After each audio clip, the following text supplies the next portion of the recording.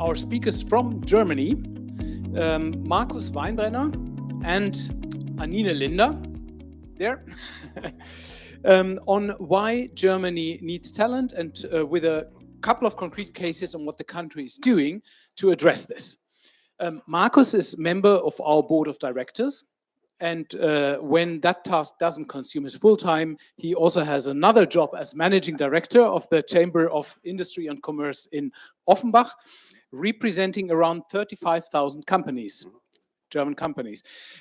Anine is working at the Association of German Chambers of Commerce and Industry, DIHK, where she, amongst other things, is leading the projects Hand in Hand for International Talent, which is one of the many projects that the German economy is developing to attract and integrate foreign talent with a special focus on non-academic talent, which is a highly relevant group in the context of talent shortage as well. So, Markus, Anine, welcome, and you'll start. Yeah, thank you. Thank you, Jan, for the introduction. Ladies and gentlemen, it's a great pleasure for me to present you some facts and figures which will show the challenges of the German economy due to the demographic changes we have. And of course, my colleague, she will present a special project to you and will share her experiences in that, because it's a project which focuses on recruiting foreign skilled workers from non-EU countries. I will start with a number. You see 400,000. Well, 400,000, these are not the calories we have just ingested during our lunch. 400,000 is a number which was announced last year by the CEO of the German Federal Employment Agency, Mr. Scheele. He said, we need 400,000 immigrants per year to level out demographic change in Germany.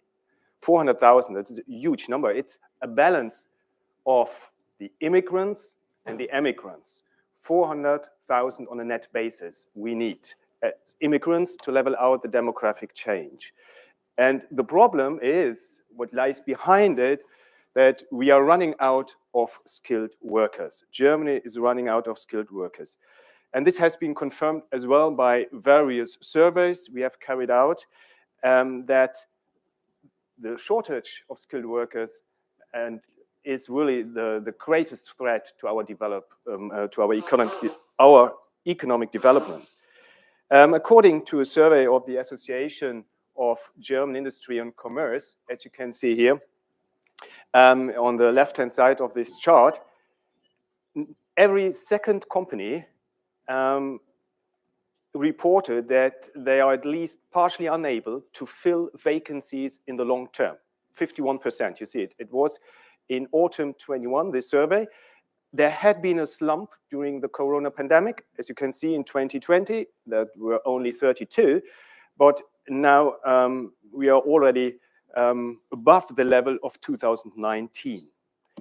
The largest bottlenecks are in the construction industry, but also in the service and manufacturing industry. In the beginning of this year, there was another survey by our Chambers organization, and this shows the different risks, the different business risks. And as you can see, the lack of skilled workers is here at the second position. 61% of the companies said that it is a business risk to them. High energy prices and high commodity prices is the risk which is most rated here. Of course, probably that would be a similar picture in Finland if you ask Finnish companies. But it is a real business risk, and it's near the historic high score of 62%. And this risk of shortage, this will increase because the generation of baby boomers will retire in the coming years.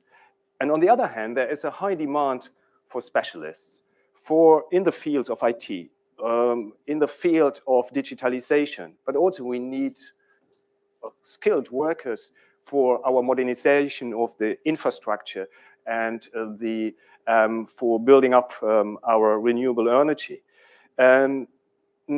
Therefore, it will become more and more difficult to fill vacancies. As a result, the companies expect three things. One thing is rising labor costs, of course, of this structural change, and this will be fueled by the current inflation. The second is that the work burden will rise for the remaining working force. And the question is whether the remaining working force is willing to work more. As you look at the younger generation, they have a wish to balance leisure and working time. And the third point is they lose contracts and sale orders. They cannot work through it, and because they just don't have the people, and that's of course a problem. You cannot really follow your business goals.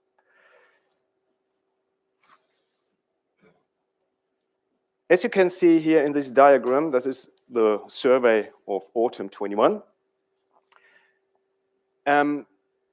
There is a struggle among the companies in the search of skilled, vocational trained personnel, staff. This is the blue line. You see this is the second line. It doesn't matter which company size. Most of them have difficulties in finding these kind of workers which have a vocational training.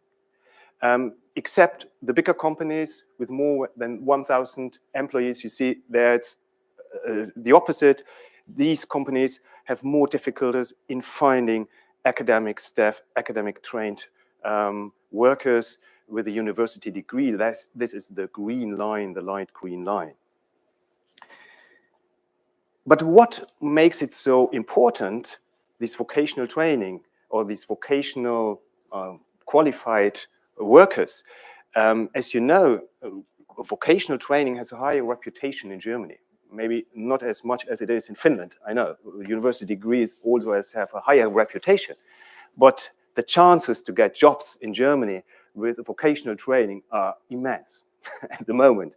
And therefore we also, that's the problem of the smaller companies, that they can't find young people who will go through a vocational training at the moment. The vocational training, and I will explain it for our Finnish friends here, is really unique in Germany, maybe also in Austria and in Switzerland, because it's called dual vocational training. Dual means two venues. You have one venue on the, here for you, it's on the left-hand side, right-hand side, the vocational school. These are the vocational education, where the theoretical background is taught, and then this is applied at the company.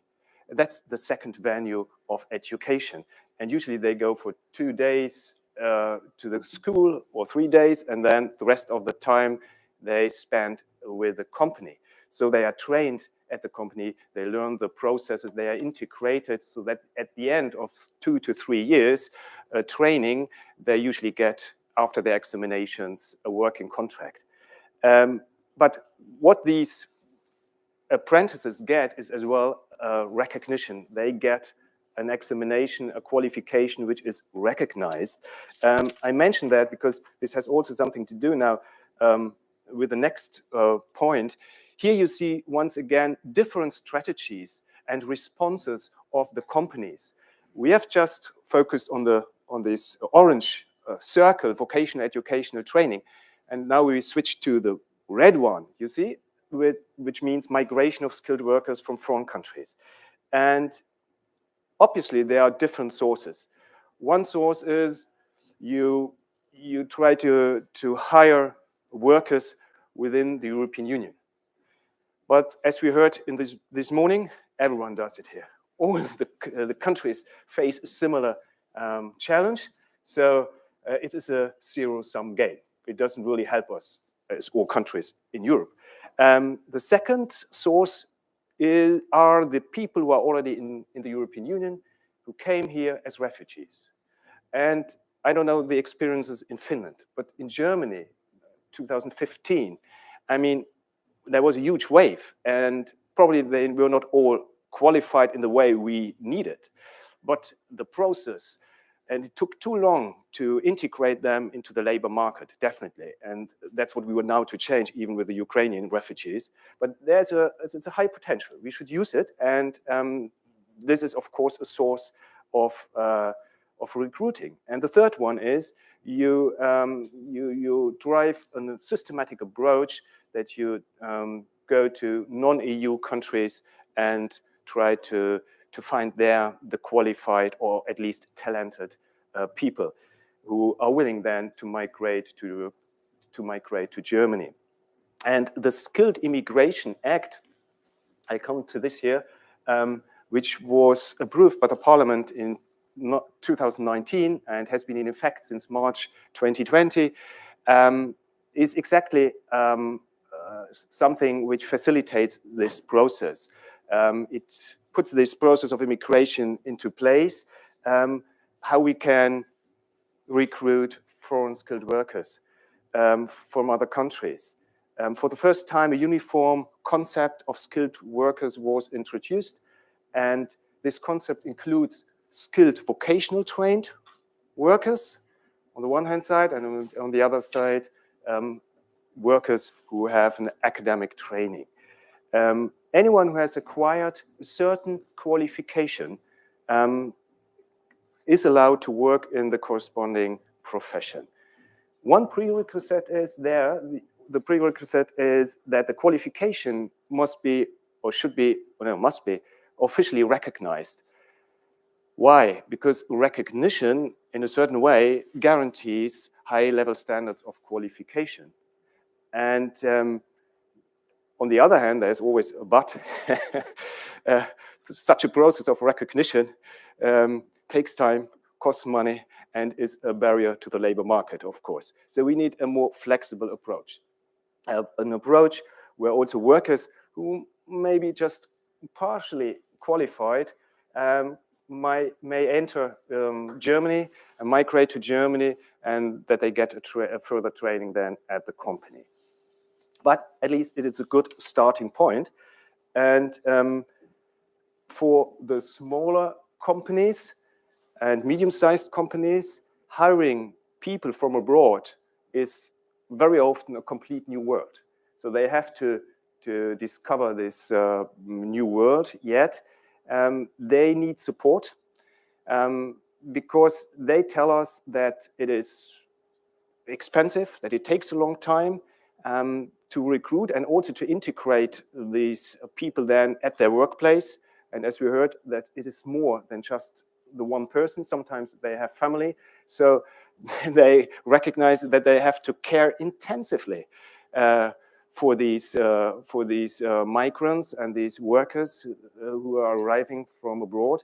And so they need support, but also, of course, the migrants need advice and support. It starts in their country of origin, but they also need further support then when they arrive here in Germany. And therefore, it is necessary to find out how to make the immigration process faster, consistent, and easier.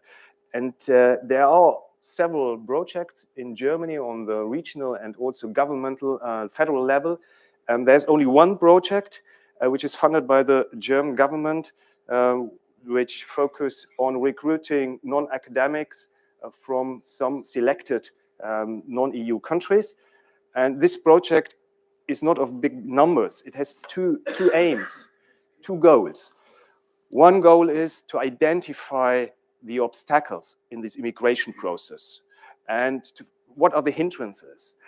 Because sometimes they are hidden. You don't see them at first instance. And therefore you need something in action, in reality to practice it. And then you find out the real obstacles. And the second aim is to design a blueprint of an optimal immigration process with all the stakeholders which are included. This starts then with visa processing and the employment agency, the employer, and. There are so many involved in this process. And when we have this blueprint, then this can be applied also to other regions. That's the goal. Probably more has to be done. I think it's a good first step.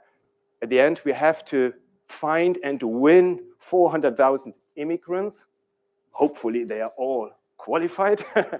If not, they should be partially qualified and talented, so that we continue the training in Germany.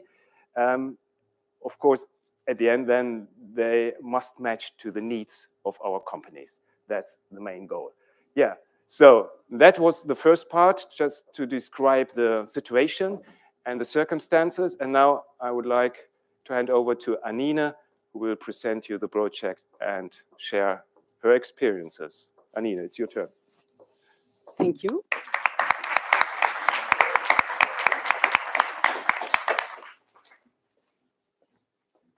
So, yeah, as we have heard the number Mr. Weinbrenner was presenting, imagine just for a moment Emil Schmidt Maschinenbau.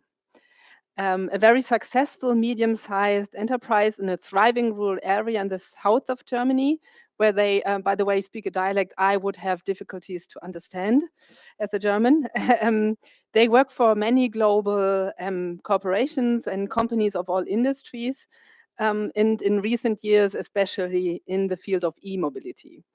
Most of the employees used to come from the region, but now there's simply not enough people anymore.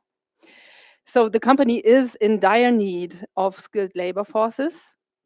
And then there's Jairo.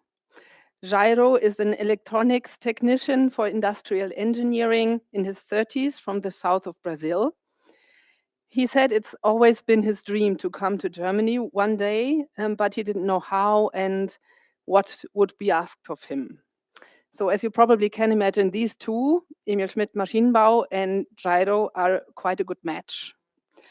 But they do need help to find out about each other, and they do need help during the process. You need someone reaching out for Jairo and giving him orientation on which steps to take. You need someone reaching out for Emil Schmidt Maschinenbau, introducing and maybe also opening up for the option of hiring someone from abroad. We do have the new legislation Markus Weinbrenner was just explaining, but we are quite on still new grounds when it comes to the steps that must be taken to put that legislation into practice. And this is where we come in, hand in hand for international talents. So I would like to share some of our experiences with you today. I must say they're all still really work in progress. We want to find out what an ideal process can look like. As Markus Weinbrenner already said, we're funded by the German Federal Ministry of Economic Affairs and Climate Action, and we work in close cooperation with the Federal Employment Agency. So as we are working in a pilot scheme, we focus on 3 countries where the skilled workers come from, 3 non-European countries. Those were chosen on the basis of a potential analysis the federal agency conducted, and that was also with the goal to ensure that fair migration could be guaranteed and to avoid brain drain in the third countries. So you must make sure that there's enough potential to actually hire these people away from their country. We focus on 5 regions within Germany where the companies have their locations and workers are being sent to, and we focus on a limited number of professions that we are targeting. All of them are professions with that require a vocational training in Germany, and so we really focus on these non-academic skilled workers in IT, electronics, and hotel and gastronomy. Both companies and applicants who take part in the project are provided with services that guide through the whole process, which means if you think of Jairo, really it starts with recruiting over the placement and the implementation assistance until he really is integrated in his workplace in Germany. We do have a multi-stakeholder project here. We have German chambers for industry and commerce in the German regions. We have the chambers from commerce abroad that are recruiting in the third countries, and we have the very important, the foreign skills approval, that is the institution that examines the applications for recognition. And of course, the different parts of the Federal Employment Agency are responsible, for example, for the matchmaking, for the preparation of the candidates, and for the working permit during the visa process. So I think this is really a strength that we have with the project, that we have everyone involved in the process aboard. It does take a lot of steps and really a lot of people to make Gyros coming to Emil Schmidt Maschinenbau a smooth process. And I must say, he's an easy case. So for the companies and the candidates involved, it feels like a service from a single source. So that is important for us, that really these two only feel that they are talking to one person and they get all the information that is needed, and all the little steps are really in the background. So I can state so far that it does work, but I won't pretend that it's been easy. So I would like to share some of the obstacles we meet and have met. For example, although we have such a need for skilled labor, it's been quite difficult to find employers who are actually willing to hire someone from abroad. So we heard the saying "buying the cat in a poke." I learned from my Finnish friend that in Finland it's actually buying the pig in a poke. Osta sikka sekkise. This is as much Finnish as I know, but so companies really don't know what to expect, and therefore are reluctant. They are afraid that the applicants don't speak enough German. They're afraid that the process takes too long, and they are afraid of investing in someone who might then move along. So taking this reluctance into focus, I would like to point out one first takeaway that we really have. You do need a good expectations management. You need to explain and to be realistic about the fact that recruiting from abroad is different than recruiting from the next village. For example, the question of language. In our process, the people who joined the project are doing a German course in their home countries up to the level of B1 on the European level, but still some companies said it's not enough. They really only come to Germany when they are on the level of B1. So it does take time. When you start at zero, it takes, in the very, very, very like optimistic point of view, 6 months to learn German. It's rather 9 months or 12 months until you are on an intermediate level. So maybe what we need here, and that's the takeaway I'd like to share, we need a change of mindset. And we have heard that before today. So really tackle that problem of language, and maybe reconsider if it's really necessary that the German is perfect before people come, or if it's not a possibility to learn while you're there. And actually, our experience is that these obstacles are there before companies decide to join the project. Once they joined the project and once they have met specific people, ways are found. So, yeah, of course, there's other obstacles. I think I will not look into those with very much detail now, but because there also might be specific. But I realize today a lot of the challenges we are facing, you are facing here in Finland as well. So maybe to sum up, I can say that these are about framework and about the legislation. So maybe I can point out 2 details. Some of these questions we have raised, especially with this target group of non-academic people, because they have littler financial means, for example. So if you think about family reunification, the legislation that we have requires quite a big high salary. So if it's really an obstacle for the people to come if they are not able to bring their family along. And of course, the cost of migration for them is already an obstacle. And yeah, just just a short notice, which is of course very specific about the countries we do have, but they are legal framework questions in the third countries that really make the process more complicated. For instance, in India, you have to register as a recruiting agency, and it's a very long process until you're really able to recruit there. For now, and this is the second takeaway I would like to share, the sum of these small steps and issues linked makes the process really immensely complex. So we, up till now, really do need a one-to-one coaching on each case. So if we ask ourselves, is the process we are having, does it scale? Then you really have to look into all these little steps and make them a little bit easier. So the whole process in sum won't be as complex as it is now. So we really have to look on an administration level and where we need changes in the framework and also in the legislation to make it easier. There will certainly not be one wheel we have to turn, but it's really small steps. So I've been looking at obstacles, but of course there are also success stories. I will just point maybe one or two out. For example, the woman you're seeing there, smiling, is an IT system administrator who is working in the north of Germany now. In her job interview, her employer asked her what her husband was doing, by the way, and he hired him right away as well. So the two of them came to Germany and her boss, or their boss actually, drove 700 kilometers to pick them up personally at the airport.